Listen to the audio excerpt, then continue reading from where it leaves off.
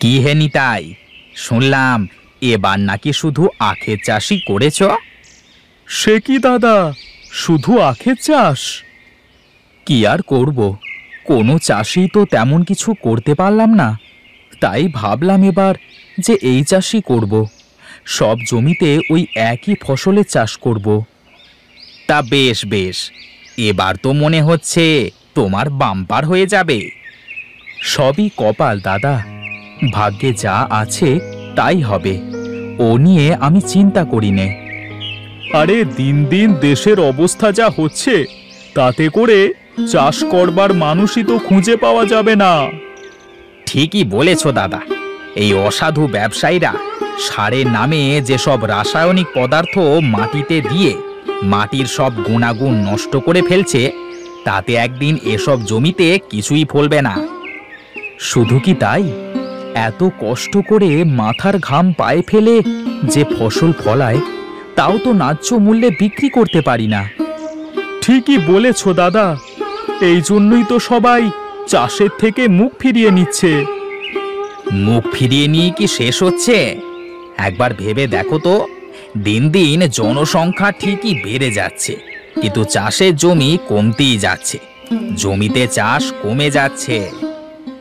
বুঝলে দাদা, এমন একটা সময় আসবে যখন খাওয়ার লোক ঠিকই থাকবে, কিন্তু খাবার উৎপাদন করা আমাদের মতো এই কৃষাণ আর থাকবে না। সে তো সবই বুঝি রে, কিন্তু এখন আসল কথা দেখি, হঠাৎ এবারে তোর সব জমিতে আখের চাষের বুদ্ধিটা কে দিয়েছে? আমি নিজে থেকেই করেছি দাদা, হয় একেবারে আসবে, আর তা না হলে একেবারে চলে যাবে, যা আছে কপালে। না, আর বসা হলো না, অনেক বেশি গরম লাগছে, যাই বাড়িতে যাই। হ্যাঁ হ্যাঁ, আমরা উঠব, খিদেও লেগে গেছে। এই চল রামু, ও বেলায় আবার আসবো। হ্যাঁ দাদা, চলো যাই।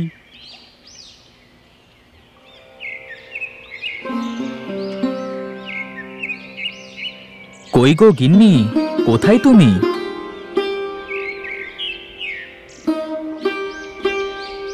হ্যাঁ গো, এই তো আমি। তুমি এসেছো? এক ঘটি জল নিয়ে এসো দেখি, হাত মুখ ধুয়ে নি, খুব খিদে লেগেছে। চলো, এবার খাবে, চলো। হ্যাঁ হ্যাঁ, খুব খিদে পেয়েছে, চলো।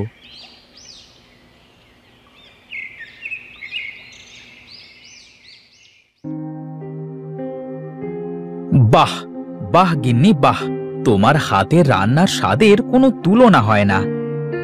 তোমার বুঝি শুধু আমার রান্নাই ভালো লাগে? আরে কি যে বলো গিন্নি, তোমার হাতের রান্না খেয়ে তারপরে কি তোমাকে বিয়ে করে এনেছিলুম? তা এত বেলা করে ফিরলে মাঠ থেকে, কি কাজ করছিলে শুনি? কাজ ওই একটু করেছিলাম, রামু আর মহেশের সাথে বসে কথা বলতে গিয়ে দেরি হয়ে গেল। ওরে বাবা, রামু আর মহেশ দুজনের একজনও তো সুবিধের মানুষ নয়। কি যে বলো গিন্নি, ওদের কাজ ওরা করবে, আর আমার কাজ আমি করব। তা ঠিক আছে, তারপরও ওদের থেকে একটু দূরত্ব বজায় রেখে চলাই ভালো। তা আখের কি অবস্থা জমিতে? সব আখ মাথার ওপরে গিন্নি, পোক্ত হয়ে গেছে, দু একদিনের মধ্যেই কেটে ফেলা যাবে। বাহ বাহ, বেশ তো, এবার আখের দামও ভালোই পাওয়া যাবে শুনছি। সবই কপাল গো গিন্নি, বেশি আশা করো না, দেখা যাক কপালে কি আছে। হ্যাঁ, তাছাড়া আর কি বা করার আছে আমাদের? গিন্নি, আমি বসলাম, তুমি ওগুলো গুছিয়ে একটা পান দাও দেখি। ঠিক আছে, তুমি খাটে বসো, আমি তোমার জন্য পান বানিয়ে দিচ্ছি।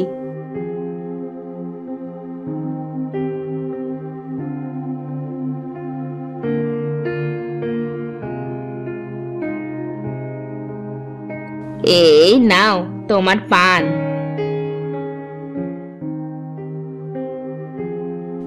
আহা, খাওয়ার পরে তোমার হাতের একটা পান না খেলে মনে হয় শান্তি হয় না।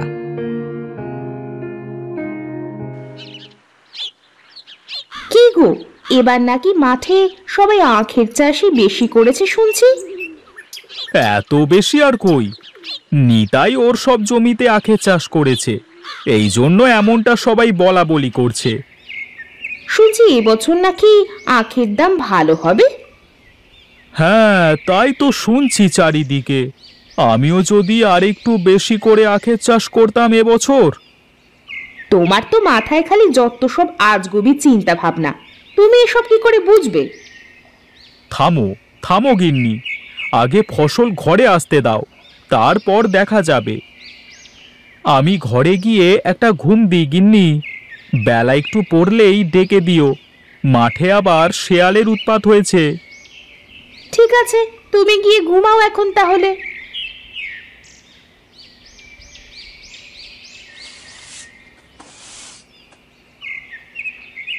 কি গো, তুমি কোথায় চললে? মাঠে যাই গিন্নি, একটু ঘুরে আসি। এত বড় লাঠি দিয়ে কি করবে শুনি? তোমার কি মনে হয় গিন্নি, লাঠি দিয়ে ভূত তাড়াবো? রহস্য না করে মোদ্দা কথাটা বলো তো দেখি। আরে শোনো শোনো, আখ খেতে শেয়ালের উৎপাত বেড়েছে, আর ওই মেঠো শেয়াল একবার যদি তেড়ে আসে, তাই লাঠি হাতে নিয়েই যাচ্ছি।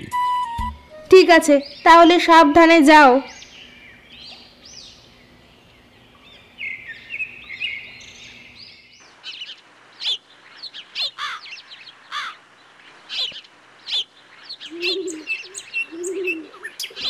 কি দাদা, হাতে লাঠি নিয়ে এসেছো? কি আর করব, জানেরও তো ভয় আছে, শেয়ালে যা উৎপাত বেড়েছে। হ্যাঁ দাদা, ঠিকই করেছো, কাল তো একটা শেয়াল আমার দিকে তেড়িয়ে আসতে যাচ্ছিল।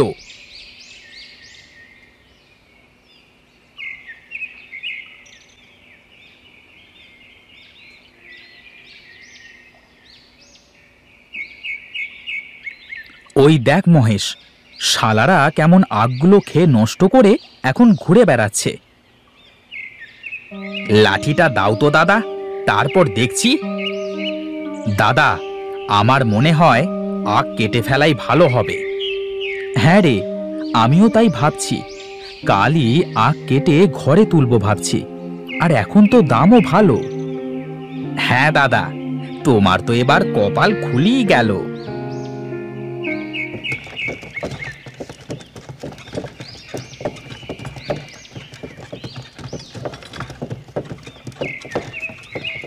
দেখো দেখো, এবার নিতাই দাদার কপাল খুলে গেল, যেমন আখ হয়েছে তেমন আবার আখের দাম। আরে দাঁড়াও দাঁড়াও গিন্নি, আমিও দেখছি নিতাই কি করে সব আখ বিক্রি করতে পারে। মানে কি করতে চাও তুমি? ও তুমি বুঝবে না, এখন যাও, পরে তোমাকে সব বলবো।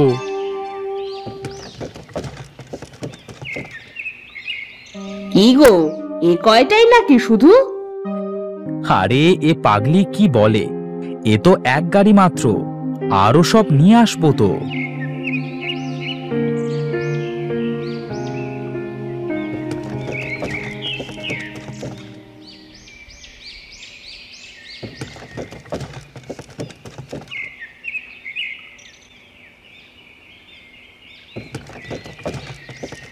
হে মা, হে এত আখ, উঠোন তো একদম ভরে গেল।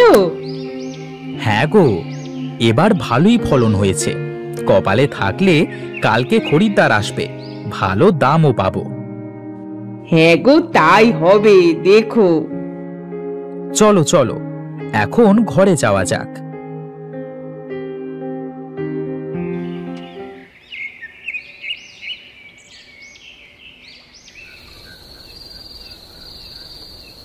কি গো, এত রাত করে এখন তুমি কোথায় যাও? কথা না বলে তুমি চুপচাপ ঘুমিয়ে পড়ো, আমি একটু পরে আসছি।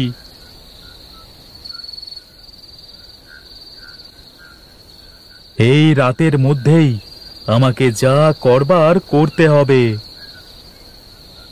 এই তো উঠান ভর্তি আখ, দাঁড়াও দেখাচ্ছি মজা। ভেবেছিল ও একা সব আখ দামে বিক্রি করে একেবারে বড়লোক হবে।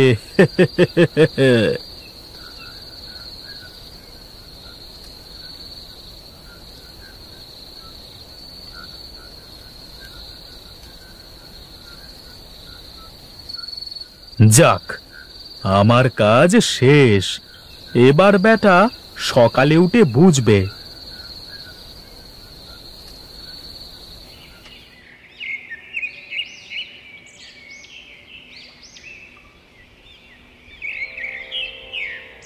হায় হায় গো, এ কি সর্বনাশ হলো গো!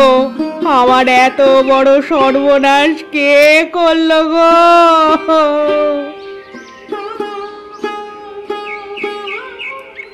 কি গো গিন্নি, তুমি কাঁদছো কেন?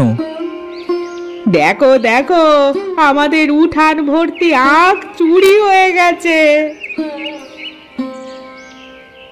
হে হে, কি করে সম্ভব গিন্নি? আমার আখ কে চুরি করতে পারে? চোর কি আর মানুষ দেখে চুরি করে গো? আমারে কি সর্বনাশ হলো রে! গিন্নি, দেখো দেখো, পুকুরের মধ্যে ওগুলো কি দেখা যাচ্ছে?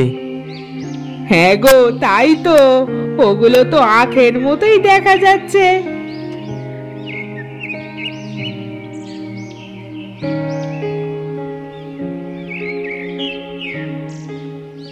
এ কি গো, এ তো সত্যি দেখি আখ! এটা কি করে সম্ভব? বুঝেছো গিন্নি, এটাই কপাল। চোর আমার সব আখ চুরি করে নিয়ে গেছে, কিন্তু এখন আমি আমার পুকুরের এই আখ আরো বেশি দামে বিক্রি করতে পারবো। সে কি গো, কিভাবে সম্ভব এটা? তুমি কখনো পানিতে আখ চাষ দেখেছো? না, এই প্রথম দেখলাম। হ্যাঁ গিন্নি, এটাই তো কৌশল। কেউ এর আগে পুকুরে আখ চাষ দেখেনি, তার মানে এখন এটা সবাইকে দেখিয়ে আমার মন মতো সবার থেকে দাম নিতে পারবো। তোমার মাথা তো বুদ্ধিতে ভরা গো। হ্যাঁ গো গিন্নি, এই জন্যই তো চোরে চুরি করে আর গেরস্তে মজা মারে।